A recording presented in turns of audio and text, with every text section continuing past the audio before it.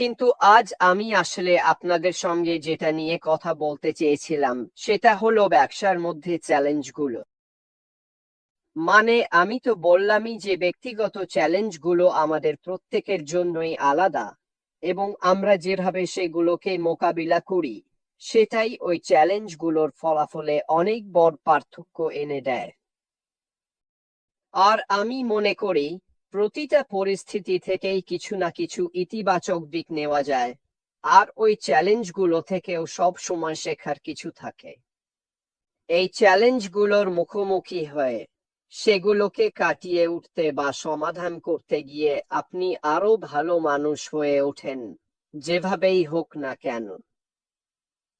আপনি যদি সঠিকভাবে এগুলোকে মোকাবিলা করেন তাহলে নিঃসন্দেহে আপনি আরো ভালো মানুষ হয়ে উঠবেন, এটা নিশ্চিত। অনেকেই চ্যালেঞ্জ থেকে পালিয়ে থাকতে চায়। তারা পরিবর্তন পছন্দ করে না। তারা চায় সবকিছু আগের মতোই থাকুক। আর চ্যালেঞ্জ এলে অনেক সময় মানুষ সত্যিই ভেঙে পড়ে। আর আমার ক্ষেত্রে আমি আসলে চ্যালেঞ্জের মুখোমুখি হলে আরো দৃঢ় হয়ে উঠি।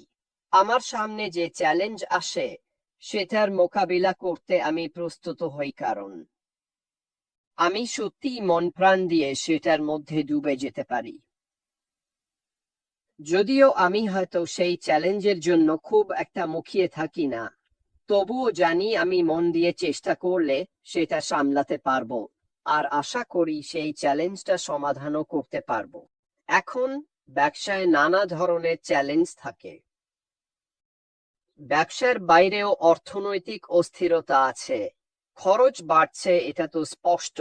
আর সেই সঙ্গে টিকে থাকতে, পরিবর্তিত হতে, প্রযুক্তি ও বাজার পরিস্থিতির সঙ্গে মানিয়ে নিতে হয়। এগুলো সবই এমন চ্যালেঞ্জ যেগুলো ব্যবসায়ীরা প্রায় প্রতিদিনই মোকাবিলা করেন। তাদেরকে কর্মী সংক্রান্ত চ্যালেঞ্জ, ব্যবস্থাপনা ও ম্যানেজমেন্ট কমপ্লায়েন্স, অবশ্যই, এবং অর্থায়ন নিশ্চিত করার বিষয়েরও পথ খুঁজে নিতে হয়। আরও আছে প্রতিযোগিতা এবং গ্রাহকদের সঙ্গে আরও দৃঢ় সম্পর্ক গড়ে তোলার প্রয়োজন। এগুলো ব্যবসার জন্য প্রায় প্রতিদিনের মতোই চলমান বাধা। তাহলে চলুন ব্যবসায়ীরা প্রতিদিন যেসব মূল চ্যালেঞ্জের মুখোমুখি হন সেগুলোর কিছু নিয়ে একটু গভীরভাবে আলোচনা করি। এখন আমি পরে বলবো কিভাবে এগুলো আমাদের ব্যবসার সঙ্গে সম্পর্কিত হবে সামনে এগিয়ে যাওয়ার পথে। তবে চলুন আগে কিছু বিষয় সংক্ষেপে তুলে ধরি।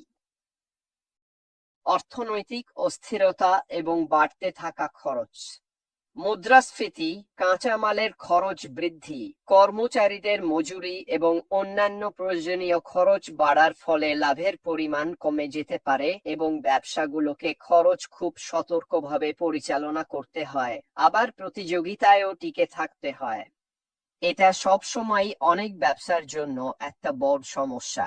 আমি সবসময় বলেছি, ব্যবসা নিয়ে আমার বা জেনের আমাদের ক্যারিয়ারে আমরা একাধিক ব্যবসা করেছি, আর আমার কাছে সবচেয়ে বড় বাধা ও চ্যালেঞ্জ কখনোই পণ্য বা পরিষেবা বিক্রি, গ্রাহক বা এসব কিছু ছিল না।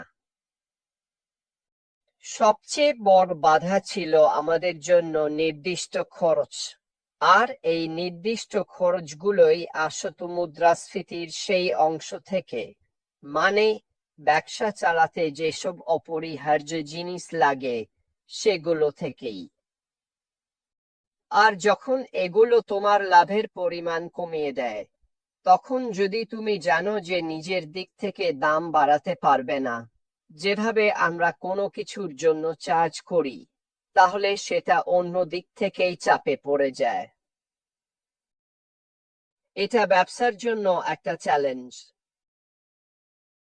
আমি যখন আমাদের ব্যবসার দিকে তাকাই, মানে আনপ্যাসার, এবং আমরা যেদিকে এগোচ্ছি, তখন দেখি আমাদের যেসব উপকরণ খরচ আছে সেগুলো আর থাকছে না।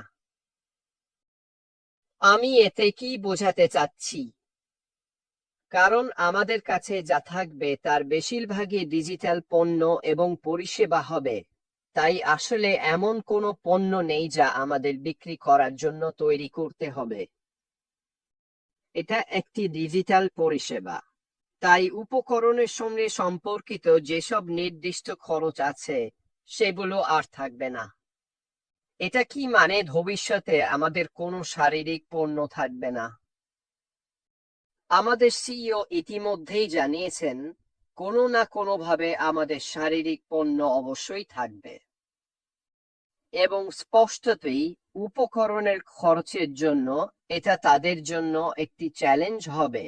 কিন্তু আমাদের এখনো কর্মচারীদের বেতন দিতে হয় এবং আমাদের এখনো নিশ্চিত করতে হবে যে মুনাফার পরিমাণ সতর্কভাবে পর্যবেক্ষণ করা হচ্ছে এবং ভাড়া, বিদ্যুৎ, অন্যান্য পরিষেবা খরচ এসব যেন কোম্পানির পণ্য ও পরিষেবার আয়ের মধ্যেই থাকে, যাতে তারা লাভ করতে পারে এবং তাদের অংশের খরচও মেটাতে পারে।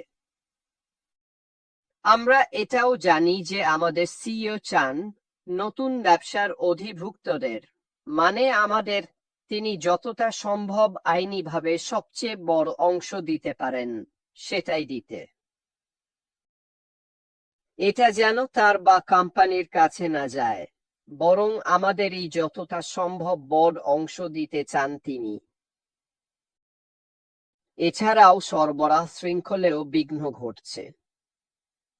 আবারও বলছি, এটা আমাদের ক্ষেত্রে ততটা প্রযোজ্য নয়, কারণ এটা হচ্ছে কোনো ভৌত পণ্য বিশ্বব্যাপী বা নিজের দেশে কিভাবে বিতরণ করা হয়, আর এতে ঘাটতি, দেরি এবং স্পষ্টতই বেশি খরচ হতে পারে।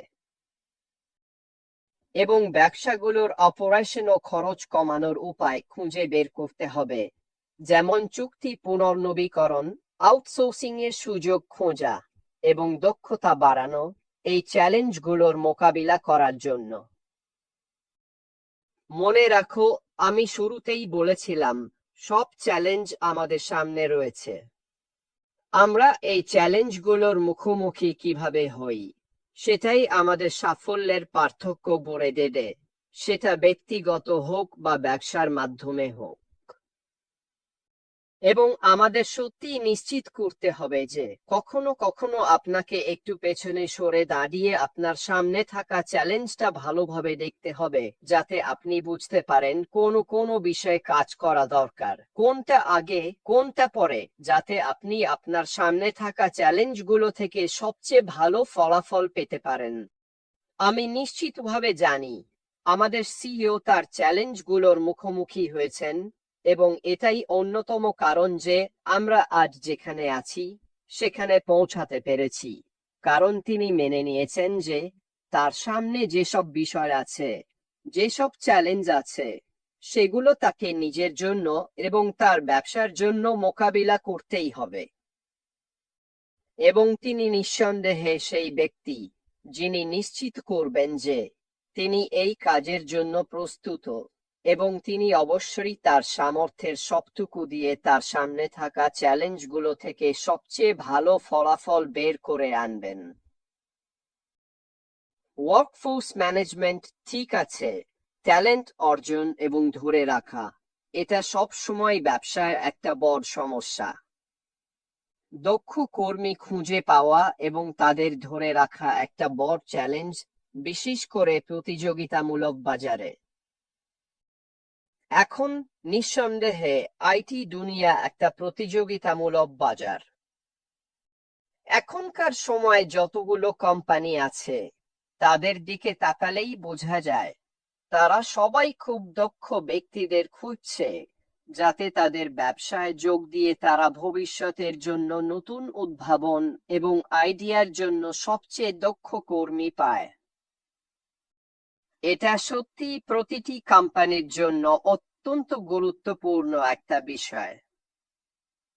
যদি আপনার কাছে সঠিক জায়গায় সঠিক দক্ষ কর্মী না থাকে যারা তাদের কাজটা ঠিকভাবে করছে পণ্য ও সেবার ক্ষেত্রে, তাহলে আপনি কাঙ্ক্ষিত ফলাফল পাবেন না।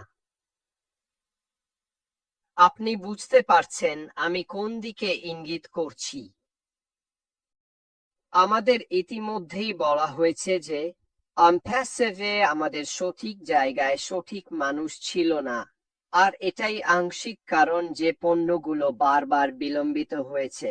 ঠিক আছে, এবং আমরা সেগুলো আমাদের চাওয়া সময়ের মধ্যে পাইনি, আর অবশ্যই আমরা অনেকগুলো পণ্যের প্রত্যাশিত মানও পাইনি। কেন? কারণ আমরা পরে যা জানতে পেরেছি তা হলো আমাদের কাছে সঠিক দক্ষতার কর্মীরা ছিল না, ঠিক আছে, সঠিক জায়গায়, যারা তাদের সামনে আসা চ্যালেঞ্জের জন্য প্রস্তুত ছিল। আমি কেন এটা তুলছি? কারণ আমি দৃঢ়ভাবে বিশ্বাস করি এখন আমাদের কাছে সঠিক মানুষ আছে যারা পরবর্তী ধাপের জন্য সঠিক কাজগুলো করছে। আমাদের সিইও আমাদের দলে থাকা মানুষদের নিয়ে খুবই উচ্ছ্বসিত। আমরা কি সম্ভবত জানতে পারবো আমাদের দলে থাকা এই মানুষগুলোর নাম? না, আমার মনে হয় না আমরা পারবো। আসলে আমি মনে করি এটা জানাটা তেমন গুরুত্বপূর্ণ নয় তারা কারা। এতে কোনো পার্থক্য হয় না। আমাদের শুধু জানার দরকার তারা আমাদের সিইও যেটা চান সেটা তৈরি করতে সক্ষম। আর এর মানে হচ্ছে আমরা আমাদের কাছে আসা সেই পণ্য ও পরিষেবাগুলোর সেরা অংশটাই পাব। এছাড়াও কর্মীদের সম্পৃক্ততা বজায় রাখা এবং তাদের অনুপ্রাণিত করা উৎপাদনশীলতা ও ধরে রাখার জন্য অত্যন্ত গুরুত্বপূর্ণ। আমার মনে হয় আমাদের সিইও এই ব্যাপারে খুব ভালো কাজ করেছেন। আসলে অন্তাসিভে আপনি যদি মনে করেন তিনি সত্যিই কর্মীদের উৎসাহিত করেছিলেন। মনে আছে তো যে উপহারগুলো তিনি দিয়েছিলেন? আইফোন, গাড়ি, মোটরবাইক, বোনাস। এই সব কিছুই অবশ্যই কর্মীদের জন্য প্রণোদনা ছিল, যাতে তারা তার এবং কোম্পানির জন্য তাদের সর্বোচ্চটা দেয়। আমার মনে হয় না যে আমাদের সিইওর জন্য এটা নতুন চ্যালেঞ্জ, কারণ আমার মনে হয় তিনি সেটা অক্ষত রেখেছেন। আমার মনে হয় সে এই ব্যাপারে সব জানে। এবং অবশ্যই কর্মজীবন ও ব্যক্তিগত জীবনের ভারসাম্য নিয়েও তিনি পুরোপুরি অবগত ছিলেন। আপনি যদি মনে করেন মহামারীর সময় এবং তারপরেও স্পষ্টভাবেই সেই কাজ ও ব্যক্তিগত জীবনের ভারসাম্য ছিল। অনেকেই বাড়ি থেকে কাজ করেছেন, অনেকেই বা যখন ইচ্ছা তখন অফিসে এসেছেন। নির্দিষ্ট সময় হাজিরা দেওয়ার কোনো বাধ্যবাধকতা ছিল না। ব্যবসার জন্য আরও একটি বড় চ্যালেঞ্জ হলো প্রযুক্তি এবং ডিজিটাল রূপান্তর। প্রযুক্তির সঙ্গে তাল মিলিয়ে চলা আজকাল প্রায় প্রতিটি ব্যবসার জন্যই বিশাল এক চ্যালেঞ্জ। প্রযুক্তির দৌড় এখন তুঙ্গে, আর এখন যেভাবে আপনি এর সঙ্গে তাল মিলিয়ে চলবেন, ভবিষ্যতে সেটাই আপনাকে ভালো অবস্থানে রাখবে। যারা তাল মিলিয়ে চলতে পারছে না, যারা এই চ্যালেঞ্জ নিতে প্রস্তুত নয়, এখন আমি ব্যক্তিগতভাবে বিশ্বাস করি যে এই পরবর্তী পর্যায়ে স্কেলিং ইতিমধ্যেই রয়েছে। কেন? কারণ আমাদের সিইও আমাদের বলেছিলেন যে তিনি আমাদের কিছু একটা বলবেন। যখন 8, 9 আর 10 ইতিমধ্যেই সম্পন্ন হয়ে গেছে। এটা হচ্ছে ব্যবসাকে এমনভাবে স্কেল করা যা গ্রাহকরা সামনে থেকে দেখতে পাচ্ছেন। আমি মনে করি যদি আমরা এই ধারাটা ব্যবসার মডেলের মধ্যে ধরে রাখতে পারি, তাহলে অবশ্যই স্কেলেবিলিটির জন্য ভালো অবস্থানে থাকতে পারব। আর আমি মনে করি এটা পরিকল্পনা এবং সম্পদ ব্যবস্থাপনারও একটা অংশ, যা পরবর্তী পর্যায়ে অন্তর্ভুক্ত হবে। আর শেষ যে বিষয়টা আমি ব্যবসার চ্যালেঞ্জ নিয়ে বলবো, সেটা হচ্ছে টেকসিতা। ব্যবসার কার্যক্রমে টেকসই চর্চা একত্রিত করা এবং পরিবেশ ও সামাজিক দায়বদ্ধতার লক্ষ্য পূরণ করা এখন ব্যবসার জন্য ক্রমশ গুরুত্বপূর্ণ হয়ে উঠছে, এবং এটা তাদের ইতিমধ্যেই ব্যস্ত দিনের মধ্যে বাড়তি একটা চ্যালেঞ্জ যোগ করে। এখন আমি মনে করি আমাদের জন্য এটা আমাদের ব্যবসায় যা অর্জন করতে চাই তার মূল বিশ্বাসেরই একটা অংশ। পরিবেশগত দিক, মানবিক দিক, এগুলো আমাদের মূল ব্যবসারই অংশ। তাই আমি মনে করি না যে আমাদেরকে পরিবেশগত চ্যালেঞ্জ নিয়ে আলাদাভাবে দাঁড়াতে হবে বা খুব বেশি ভাবতে হবে, কারণ এগুলো আমাদের সামনে আগে থেকেই রয়েছে। আমি মনে করি যদি কিছু চ্যালেঞ্জ থেকে থাকে তাহলে সেটা হবে আমাদের উদ্দেশ্য ও লক্ষ্যগুলো ছড়িয়ে দেওয়া। আমরা কি অর্জন করতে চাই তার চেয়ে বেশি, ব্যবসার জন্য নয়, কারণ তারা তো তাদের ইচ্ছেমতো ওই ক্ষেত্রেই কাজ করছে। কিন্তু এটুকু বলাই যথেষ্ট, ব্যবসায় যেমন ব্যক্তিগত জীবনেও প্রতিদিনই আমাদের সামনে নতুন নতুন চ্যালেঞ্জ আসে, এবং ব্যবসার দিক থেকে আমি যতটা বলেছি তার চেয়েও অনেক বেশি চ্যালেঞ্জ আছে, এবং আমাদের প্রত্যেকের জন্য আলাদাভাবে চ্যালেঞ্জ থাকে। এই চ্যালেঞ্জগুলোর প্রতি আমাদের দৃষ্টিভঙ্গি আসলে পার্থক্য গড়ে তোলে, এবং যদি আপনি সঠিক মনোভাব নিয়ে এগিয়ে যেতে পারেন, আমাদের সিওর মতো করো বা মরো মানসিকতা নিয়ে, সামনে আসা চ্যালেঞ্জগুলো জয় করার ইচ্ছা শক্তি নিয়ে, তাহলে দেখবেন শুধু চ্যালেঞ্জগুলো দ্রুত সমাধান হচ্ছে না, বরং ভবিষ্যতে চ্যালেঞ্জও কমে আসবে। কারণ আপনি নিজেকে এমন অবস্থানে নিয়ে যাচ্ছেন যেখানে সামনে যত চ্যালেঞ্জই আসুক আপনি আর পিছিয়ে যাবেন না। আপনি সোজাসুজি সেই চ্যালেঞ্জগুলোর মুখোমুখি হবেন, আর যদি তা করেন তাহলে যখনই সেগুলো সামনে আসবে আপনি সহজেই সমাধান করতে পারবেন। আর যদি না করেন, জানেন কি হয়? ওগুলো একটার পর একটা জমতে থাকে। আপনার সামনে আরো বেশি চ্যালেঞ্জ জমা হতে থাকে, আর আপনি নিজেকে আরো গভীর সমস্যার মধ্যে ফেলে দেন, যেখানে সামনে থাকা চ্যালেঞ্জটা ক্রমশ বড় হতে থাকে, কারণ আপনি সেগুলো একসাথে জমতে দেন, যার ফলে সেটা এমন এক জটিল অবস্থায় পৌঁছে যায় যেটা সামলানো সত্যিই খুব কঠিন হয়ে পড়ে। যাই হোক বন্ধুরা, আশা করি আজকের বিষয়টা আপনাদের জন্য বেশ আকর্ষণীয় হয়েছে।